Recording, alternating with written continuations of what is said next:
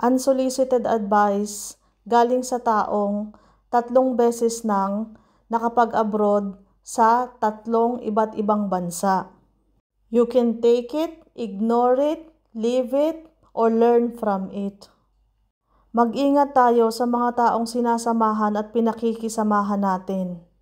Kung sa Pilipinas, merong mga bad influence at good influence, ganun din po dito sa ibang bansa at lalong-lalo na dito sa ibang bansa. May mga good and bad influence na mga Pilipino at marami ding good at bad influence na mga foreigner or mga Germans. Hindi po lahat ng nakangiti sa atin or mabait sa atin or sinasamahan tayo ay makakabuti para sa atin. Lalo na po kung nasa ibang bansa tayo, lalong mag-ingat tayo dahil hindi natin to bahay.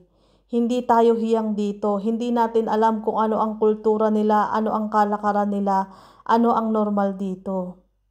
Pwede tayong mapahamak, depende sa mga kasama natin. At pwedeng umayos or gumanda yung buhay natin, depende pa rin sa mga sinasamahan natin.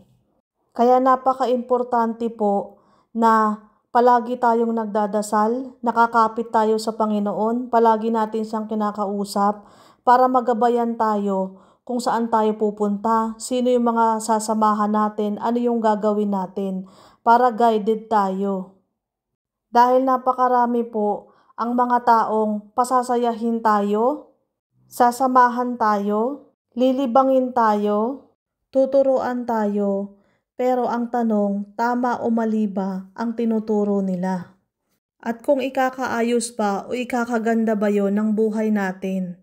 Hindi po porket masaya ang isang grupo or marami ang isang grupo ay tama ang kanilang ginagawa.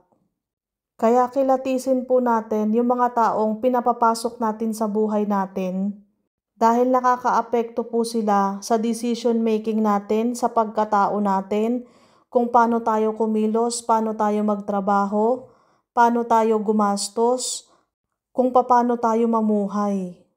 Kung gusto mong gumanda, umayos, tumino, at makapag-ipon dito sa abroad, sumama ka sa mga taong ganun din ang ginagawa.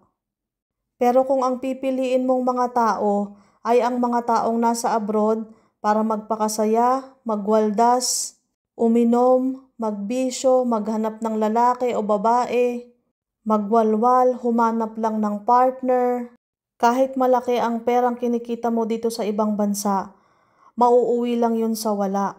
Mauubos yun at yung oras na pinaghirapan mo, yung panahon na ginugol mo, matatapon at mababaliwala. At ang pinakamasakit sa lahat, maraming tao ang sobrang tagal na dito sa abroad or sobrang tagal nang nagtatrabaho pero hanggang ngayon wala pa ring pundar, wala pa ring naiipon, wala pa ring nangyayari. Dahil isang malaking factor ang mga taong kasama natin.